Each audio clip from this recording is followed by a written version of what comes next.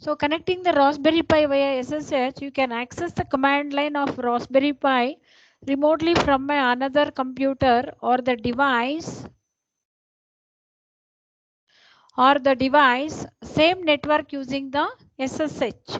The Raspberry Pi will act as a remote device. You can connect it to using the client and another machine. Okay, and before connecting the this one Raspberry Pi via SSH, right? So you have to set up your local network. Then you have to enable the SSH. Next is after enabling the SSH on a headless Raspberry Pi, add a file to SD card on from the another machine, right? And set up your client. So before connecting your this one, you need to do these settings of the SSH. Okay, you have to first enable the SSH. Next is that is how you are going to accessing the temperature from DS1820. So that is about the, so this is a temperature sensor. When we are going to embed this device into any uh, connect this device into any embedded circuit. So this is a digital thermometer that allows to get 9 digit to 12 bit Celsius temperature measurements. Programmable resolution, the temperature conversion time depends on the resolution whatever we are going to use it. Okay, for a 9-bit resolution it takes almost about 93.75 milliseconds.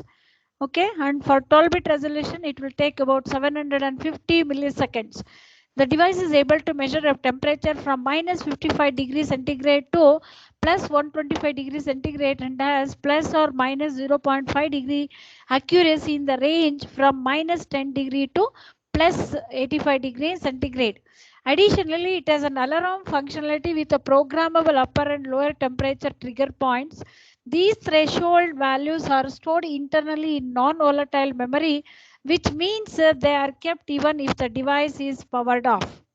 The sensor communicates using the one-wire protocol, which means it only requires a pin from a microcontroller to be connected to it. Furthermore, each sensor has a unique 64-bit serial code allowing the multiple DS18B20 devices. You can insert more than one temperature sensor, that is a DS18B20 devices, to function in the same wire bus. Okay. In terms of power supply, the device can operate with a voltage between 3.0 volts to 5.0 volts. Maximum is 5.5 volts and minimum is 3.0 volts, which means it can operate with the same voltage of the ESP32 without the need for level conversion. Okay, so that is about how you are able to connect the Raspberry Pi, temperature sensor, okay, to the any embedded device. So multiple temperature sensors can be connected to a single wire, okay, so that it can work from 3 volts to 5.5 volts, and it will take, if it is a 9-bit data, then it will take about the 75 milliseconds to get eaten, right? And for 12-bit data, it is going to take about 750 milliseconds, and it will be accuracy, there will be difference of accuracy 0.5 plus or minus that side, right? Then remote access to Raspberry Pi. To access a Raspberry Pi, so when you are going to connect this Raspberry Pi through to the network, right? So we want to access this Raspberry Pi. Okay. So for any computer for that matter, from outside your home network, you would usually need to jump through a lot of hoops, get an IP address and tweak a few settings on your home router. If you just need to control a few simple things on your Raspberry Pi, that will overkill. Okay, so we are going to outline two methods to skip all those things, all of that. The first thing you need to do is to get your Raspberry Pi set up and connected to your home network. Since you are exposing your Raspberry Pi to the internet, be sure you changed your default password using the setup process. Once that's done, come back here and set up everything else, right? So if suppose when you are going to connect your Raspberry Pi to the network, you have to change your password. Okay, then Raspberry Pi setup and connected to your home network. During the setup process, once that's done, come back here and set up the everything else. Remote login to your Raspberry Pi full operating system using the VNC connector. Okay, so VNC has long been the best way to access any computer remotely on the same network. Recently, VNC Connect came out to make it easy to access your Raspberry Pi from anywhere using the cloud connection. Once it's set up, you can access your Raspberry Pi graphic interface from any other computer or smartphone using the VNC Viewer app. There is a VNC Viewer app where you can connect this Raspberry Pi, okay, so any to the anywhere using the cloud connection. Okay, so remote login. So suppose when you are going out of your home, right, so you have to set the network setups, right? So that is, without that we can connect with the use of the using the VNC network, we are able to connect the Raspberry Pi to access remotely. Okay, so interface will be Raspberry Pi interfaces will be serial, SPI and 12C. So what is the serial interface of the Raspberry Pi as a receiver? Receive RX and TX. You people have seen in the board that is the Raspberry Pi board. Okay, you have seen the RX and TX, right? RX is stands for the receiver and TX is for the transmitter pins for communication with the serial peripherals. So SPI, serial peripheral interface, is a synchronous serial data protocol used for communicating with one or more peripheral devices. In an SPI connection, there is one master device and one or more peripheral devices. These are 5 pins on Raspberry Pi for SPI interface. So MISO, master in slave out, master line for sending a data to the peripherals, master out slave in, slave line for sending the data to the master, right? So this synchronous serial data protocol is used for communicating with one or more peripheral devices, that is the input and output devices. Okay, suppose you have 2 input devices, keyboard and the mouse, right? So we can use such like more than one or more peripheral devices. Okay, there will be a one master device and one more peripheral device. So there are 5 pins in Raspberry Pi for the purpose of serial peripheral interface. There is 5. Okay, which are those is MISO, that is a master in slave out, the master line for sending data to the peripherals, MOSI master out slave in, slave line for sending data to the master, serial clock generated by master to synchronize data transmissions, CE0 chip enable 0 to enable or disable the devices, CE0 chip enable 1 is to enable or disable the devices. One more interface, serial interface you have for communication purpose, that is called as a 12C. The 12C interface pins on the Raspberry Pi allows you to connect hardware modules. Why it is given 12C means because it is having the 12 pins, right? 12C interface allows the synchronous data transfer with just 2 pins, the data line and the SCL, that is a clock line, okay, socket. Now, when we are going to compare with the Raspberry Pi with the Linux based and media center based or the audio center based, the Raspberry Pi operating system is not Linux based, then we are going to use a RISC operating system Pi. And if it is a Linux based operating Raspberry Pi operating system is a Linux based, then you are going to use a Xebion. Okay, on Raspberry Pi operating system, it is a media center, we are going to use OSMC. And our Raspberry Pi OS audio based, we are going to use a volume mu. Okay, these are the different OS on the different platforms. Okay, then we are going to use in under not Linux based, we are going to use a BSD. Under Linux based, you are going to use a SUSE, and media center based, you are going to use a Open Elective and PIMO 6 box under the audio based. So NetBSD is when it is not Linux based. Okay, then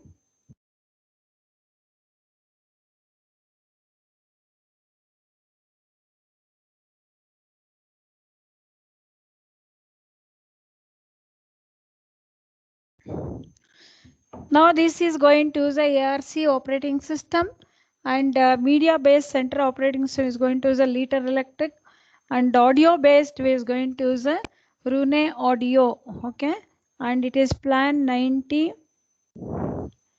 and ConoOS, Debian, Haiku, and Nordisk. These are all the names of the when we are going to work on the Raspberry and Pi operating system, in which is related to the which operating system we are going to, and which platform your or Raspberry Pi operating system is going to work on, right? So even your Raspberry Pi operating system, Raspberry operating system also can work with the Windows based also, right? So come to the next very important topic is so what all the purpose we are going to do for this is the smart city architecture. Okay, why we are going to connect IoT devices, and what is the purpose of that connecting that IoT devices in the different things are connected to the internet is very simple logic I can tell you is that, so this is because we want to improve the quality of the life leading. Okay, we should not wait for a longer time to know the information about that. So then and there itself, any the information you can get it from any corner of the world by sitting in one corner, right? That is the intention of having the, we want to improve when we are going to take the advanced technologies. We want to improve the quality of leading our life, right? Whether wherever you are going to lead, whether you are going to lead it in city, leave it in city or in a village or wherever. So okay, so when the devices, say for example, when you take a village also, in agricultural field we are going to implement our IoT. We are going to have the smart objects, that is IoT net, to connect it to the internet. Okay, to say state that the status of the soil, right? Humidity. Okay, that is whether the soil is a fertile soil or not, right? Then we have the humidity, that is soil. Okay, and the different things, say for example any object moving on to the field, right? So how it is going to alert them, the farmer. Okay, like that. Even we are going to connect so many things to the IoT, and the internet, to the internet, so that the persons can able to know the what is happening and why it is happening and all. Okay, so for that, so we are implementing so many automation systems with related to the cities, right? So how this IoT is going to be helpful to improve the quality of the leading life of the people of the cities, right? So through the making on the smart city architect, IoT architecture, we are going to design the IoT architecture in such a way that, so which improves the quality of the people who are living in the city, to know the instance informations to the people of the city about the traffic congestion, maybe smart parking system, maybe home energy automation, maybe, and then smart hospital management, like this, etc., etc., etc. Okay, a smart city IoT architect infrastructure is a four-layered architecture, right? So it will have four-layer architecture. One is a street layer, city layer, data center layer, and the final one will be the service layer. Okay, so that is the infrastructure which is containing the four-layered architecture, and data flows from devices at the street layer to the cities and network layer, and it is connected to the data center layer where the data is aggregated, normalized, and virtualized. Okay, as I told, in the street layer all your internet devices are connected. Okay, or smart objects are embedded in a circuits, and from there those smart object sensors and actuators are going to produce the data. They're called as a producers, and that information is going to be transported to the city's network layer.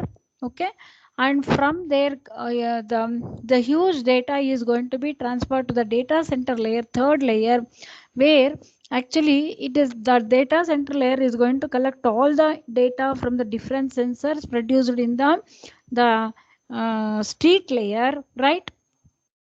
And this city network layer is going to accept all the information, and after accepting all the voluminous information, the data center layer is going to extract only the useful data, that is the whichever the data is useful for what purpose and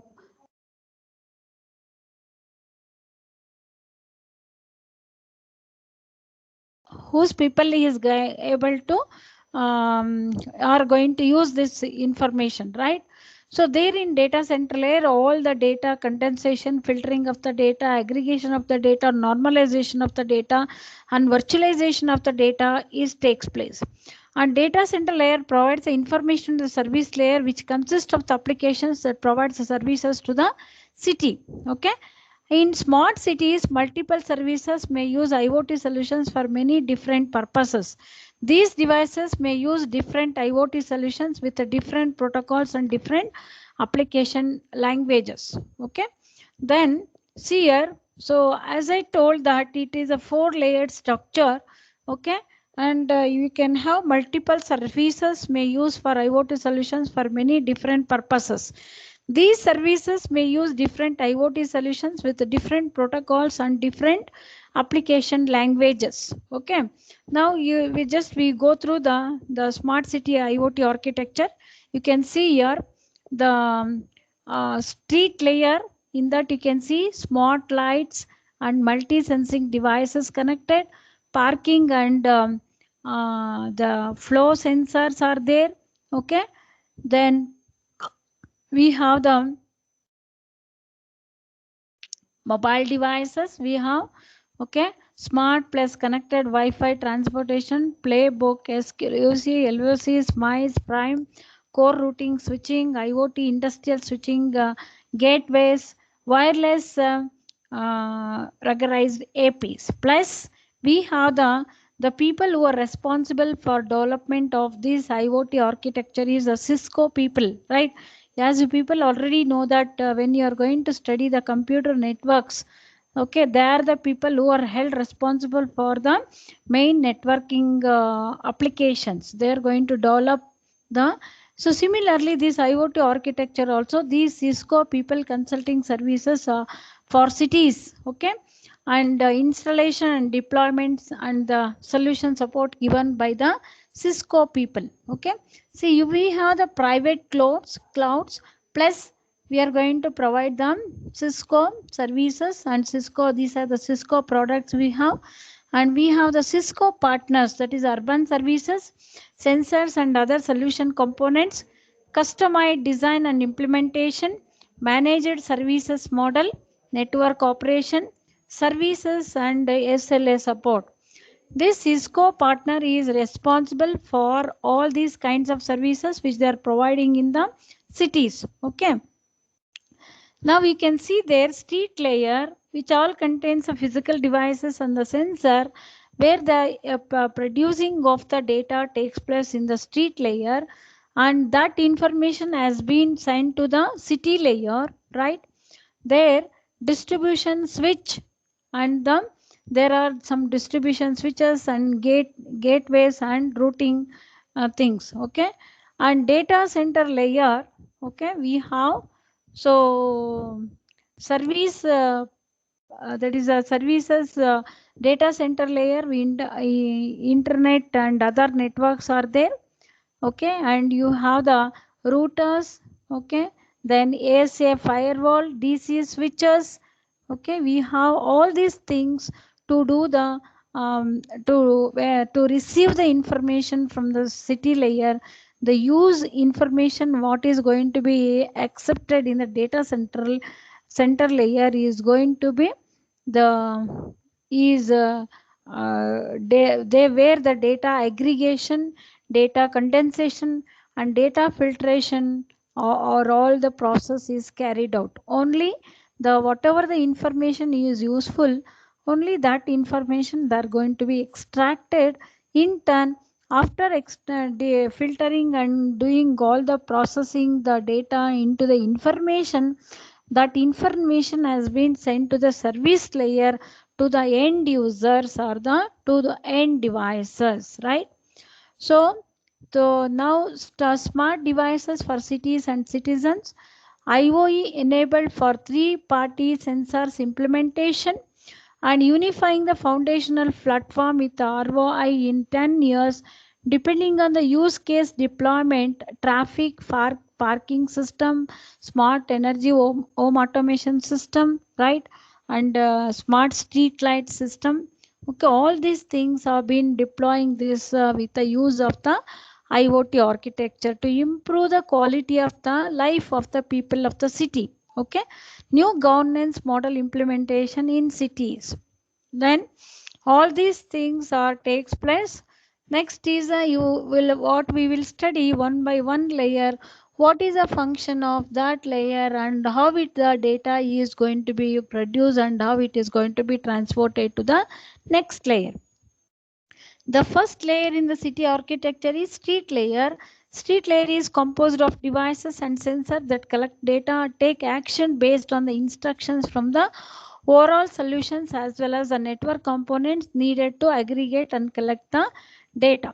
We have the components to do all this normalization of the data, right? Deletion of only the useful information is going to be taken. So, okay, so because different devices need different kind of data. Okay, say for example, smart parking system requires different data, traffic congestion system require different data about the traffic, right? Smart street light system accepts a different kind of data.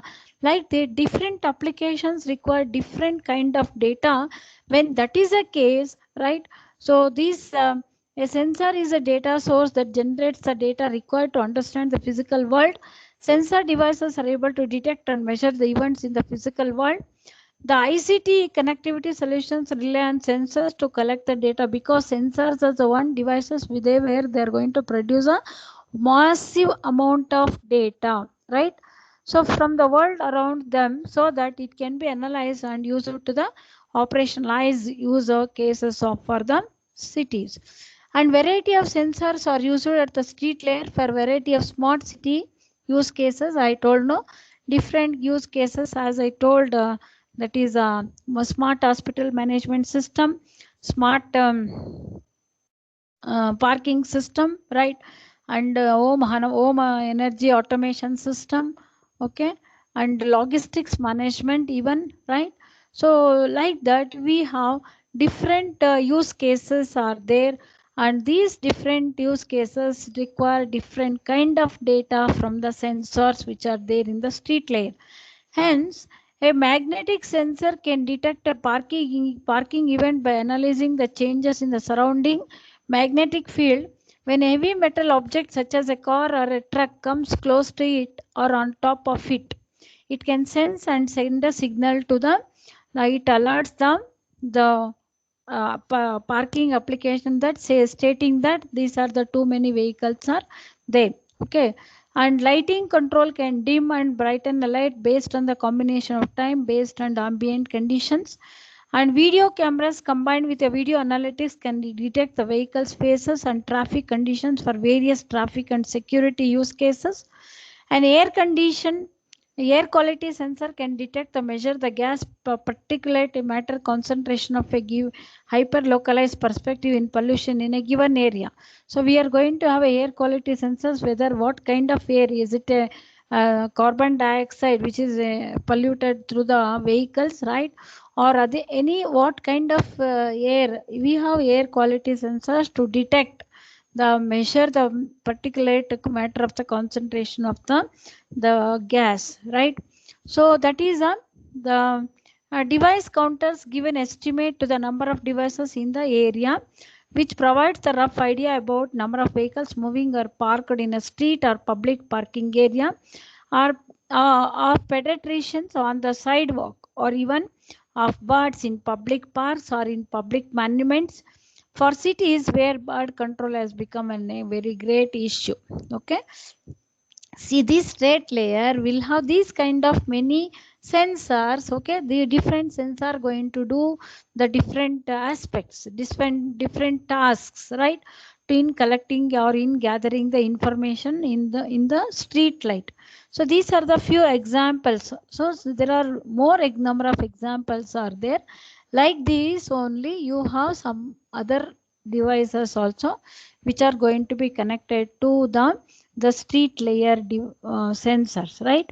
In the city layer, that is after the street layer, there is a city layer where all the information what is sensors are going to produce in the street layer, it get transported in the city layer. Okay. So at the city layer, which is above the street layer, network routers and switches must be deployed to match the size of the city data that needs to be transported. Say, if the city is too big, we need to connect more number of routers, switches, and gateways, right? Because so when the if a lot of information is produced by the sensors, right, that information get congested in the traffic of a data flow, right? That is why we have to connect the number of routers, gateways, and the switches depending upon the size of the city. Okay, so there are some, even though they are not a capital cities, but there are their business place, and too many people are living there, and main business takes place over there even. So that when that is a case, right, all kinds of sensors have been connected to the in the IoT architecture, and they produce different kinds of information. So the when the information has to be transported to the city layer, we use network routers and switches, and depending upon the size of the city, we are going to deploy the number of equipments that needs to be that data to be need transported to the city layer. This layer aggregates all data collected by sensors and end node network into the single transport network. Okay. The city layer may appear to be simple transport layer between the edge devices and the data center or the internet. However, one key consideration of the city layer is that it needs to transport multiple types of protocols for multiple types of IoT applications. Some applications are delay and jitter sensitive, and some other applications require deterministic approach to frame delivery, and some other devices also require them.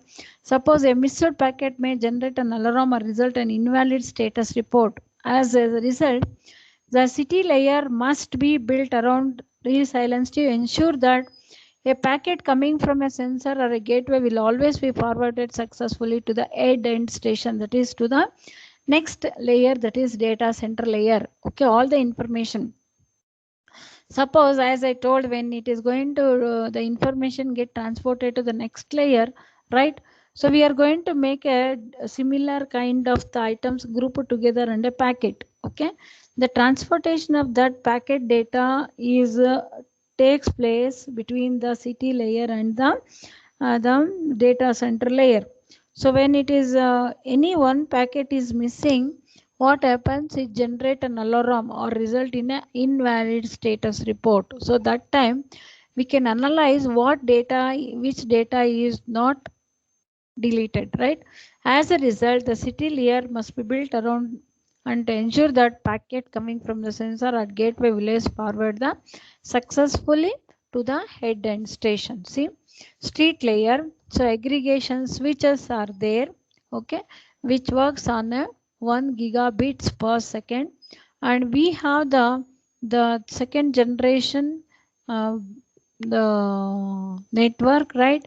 And we have the edge port and core port which going to work on a 10G, okay, and blocked alternative port for video VLAN, okay, and all this in takes place in the city layer. See, in this model, at least two paths exist from any aggregation switches to the data center layer, and a common protocol used to ensure this resiliency is resilient Ethernet protocol REP, because this is the one where the correct transmission of the data takes place through the Ethernet port.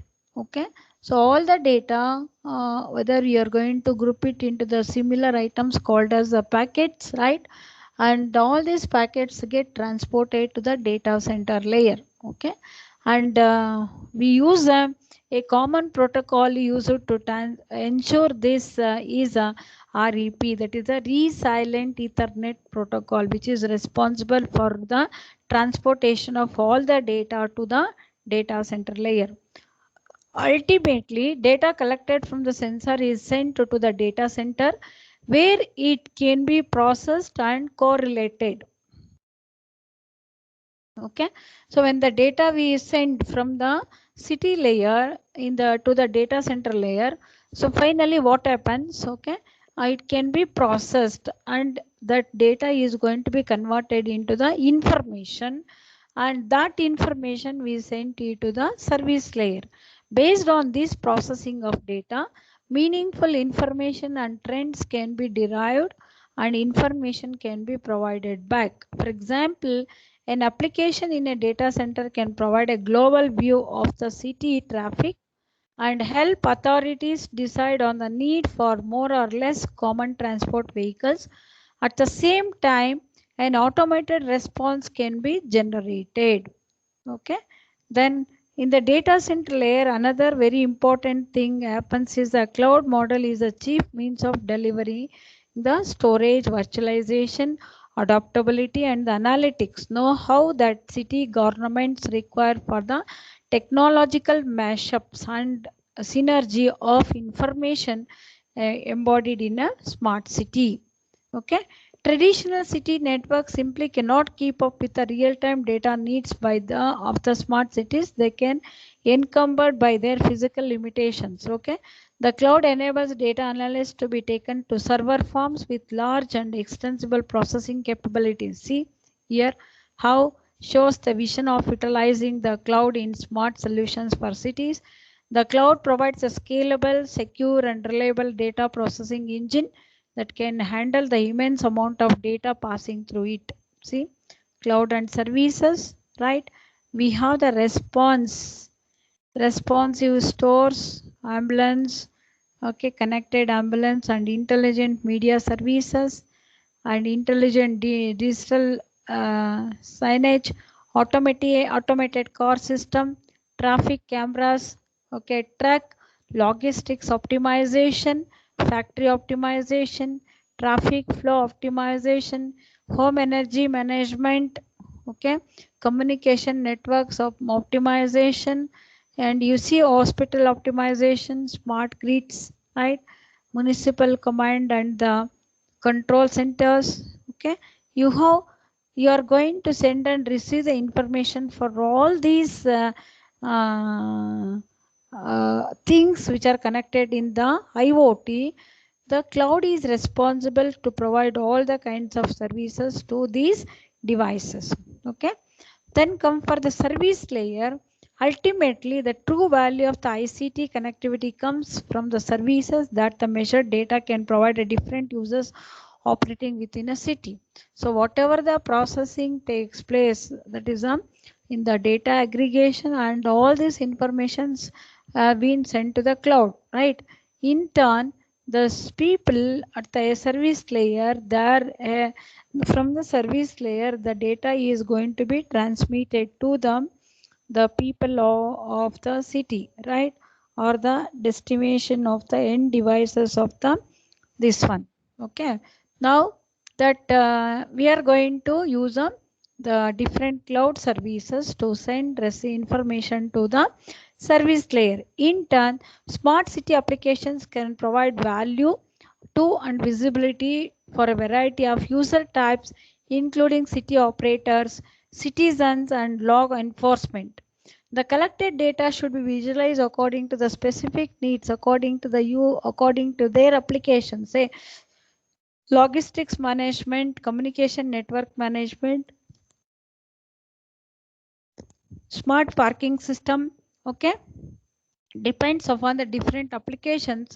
And this is a serious concern of most smart cities, their citizens in data security.